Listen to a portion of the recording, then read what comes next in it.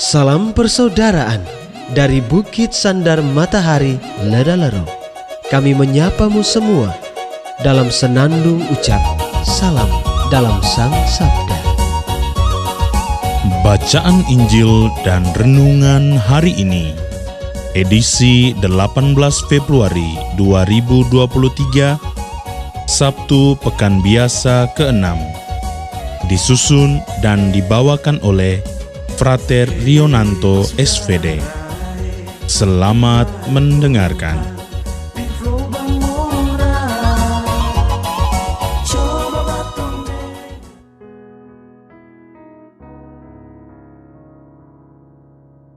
Bacaan diambil dari Injil Markus, bab 9, ayat 2-13. Pada suatu hari, Yesus berbicara tentang bagaimana ia akan menderita sengsara. Sesudah itu, ia membawa Petrus, Yakobus, dan Yohanes, dan bersama mereka naik ke sebuah gunung yang tinggi. Di situ mereka sendirian saja. Lalu Yesus berubah rupa di depan mata mereka, dan pakaiannya menjadi sangat putih berkilat-kilat. Tidak ada seorang pun di dunia ini yang sanggup mengelantang pakaian seperti itu.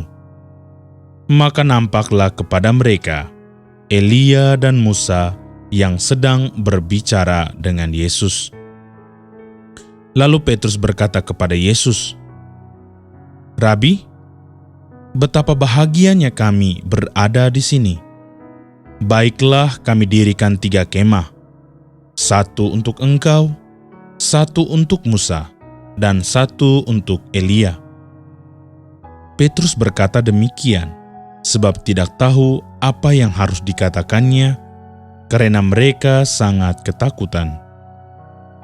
Maka datanglah awan menaungi mereka, dan dari dalam awan itu terdengar suara, "Inilah anakku terkasih, dengarkanlah dia."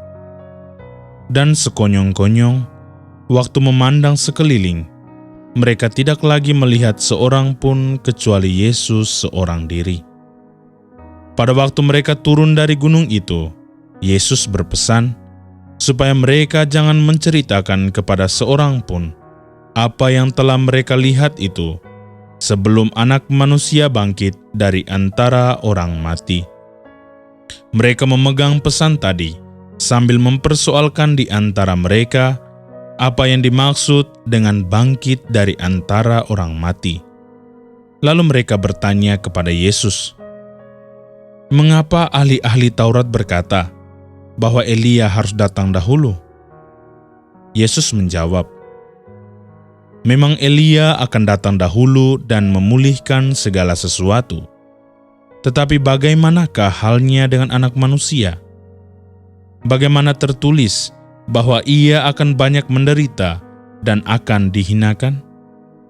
Tetapi aku berkata kepadamu, memang Elia sudah datang, dan orang memperlakukan dia menurut kehendak mereka, sesuai dengan yang tertulis dengan dia." Demikianlah sabda Tuhan. Terpujilah Kristus. Bapak, Ibu, Saudara-saudari, umat beriman yang terkasih dalam Tuhan. Dalam Injil hari ini, Markus bab 9 ayat 2-10, dikisahkan tentang Yesus yang naik ke atas Gunung Tabor bersama 3 muridnya, Petrus, Yohanes, dan Yakobus. Di atas Gunung Tabor, wajah Yesus berubah, pakaian juga menjadi putih berkilau-kilau. Menurut Injil Markus, wajah Yesus berubah rupa sedemikian rupa, bercahaya seperti matahari, dan pakaiannya menjadi putih berkilat-kilat. Peristiwa ini sering disebut dengan transfigurasi. Dalam peristiwa itu, Musa, pemimpin peziarah orang Israel, meninggalkan Mesir, dan Elia, nabi yang terbesar dalam sejarah bangsa Israel, tampak dalam kemuliaannya. Yesus sebenarnya adalah Musa baru yang menuntun pesiaran umat manusia dari perbudakan dosa dan kematian kepada Yerusalem baru, yaitu kerajaan Allah. Peristiwa transfigurasi ini diimani sebagai salah satu dari 5 peristiwa penting dalam kehidupan Yesus. Ada pembaptisan, penyaliban, kebangkitan, dan kenaikan Yesus ke surga. Transfigurasi Yesus di atas Gunung Tabor merupakan bentuk pernyataan diri bahwa Yesus Kristus benar-benar anak Allah, sehingga manusia dapat mengenalnya sebagai juru selamat yang akan membawa kehidupan baru kepada seluruh umat manusia. Dan dalam peristiwa itu, dalam peristiwa transfigurasi, Yesus membawa 3 murid yang dikasihinya. Ada Petrus, Yakobus, dan Yohanes. Dalam peristiwa itu, Petrus menawarkan untuk mendirikan 3 kemah karena mereka merasa bahagia. Rabi, betapa bahagianya kami berada di tempat ini. Baiklah kami dirikan 3 kemah, 1 untuk engkau, 1 untuk Musa, dan 1 untuk Elia. Petrus ingin tetap tinggal di atas gunung dalam kemuliaan dan kebahagiaan kemah Tabor. Namun ia tidak menyadari konsekuensi dari keinginannya, yakni misi Yesus yang tidak akan terwujud. Lebih dari itu, dia tidak menyadari bahwa kemuliaan mesti dicapai lewat perjuangan, perubahan, kerja keras, jatuh bangun, dan penderitaan. Permintaan Petrus untuk mendirikan kemah di atas Gunung Tabor sebenarnya menunjukkan suatu zona nyaman. Petrus dan teman-temannya terlena dalam zona nyaman dan tidak mau beranjak dari situasi kenyamanan tersebut. Menarik bahwa Yesus menolak permintaan Petrus. Yesus tidak membiarkan para muridnya untuk merasa nyaman dalam kenikmatan hidup. Dia mengajak para muridnya untuk turun dari Gunung Tabor dan terlibat dalam pergulatan hidup masyarakat setiap hari.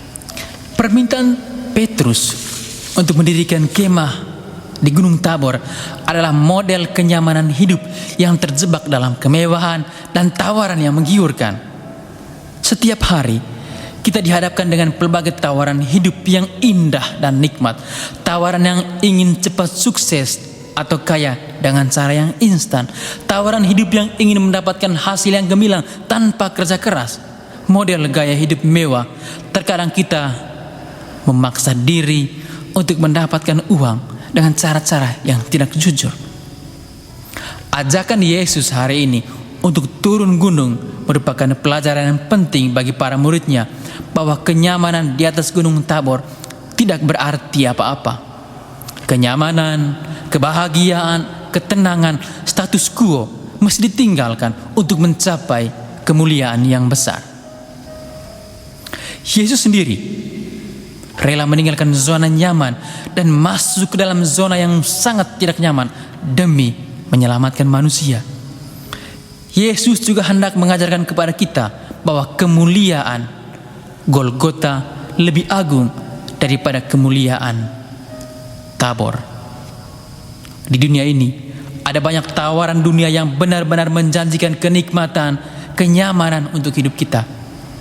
Namun hanya ada satu tawaran yang benar-benar menjamin kebahagiaan sejati, yaitu tawaran Tuhan sendiri. Tawaran Tuhan adalah kesetiaan dalam penderitaan dan kebahagiaan sejati.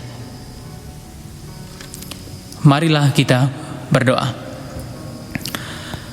Tuhan, buatlah kami setia dalam hidup dan tugas setiap hari. Semoga kami turun dari Gunung Tabor kenyamanan hidup dan terlibat dalam memperjuangkan nilai Kristiani dalam kesaksian hidup setiap hari. Demi Kristus Tuhan kami. Amin.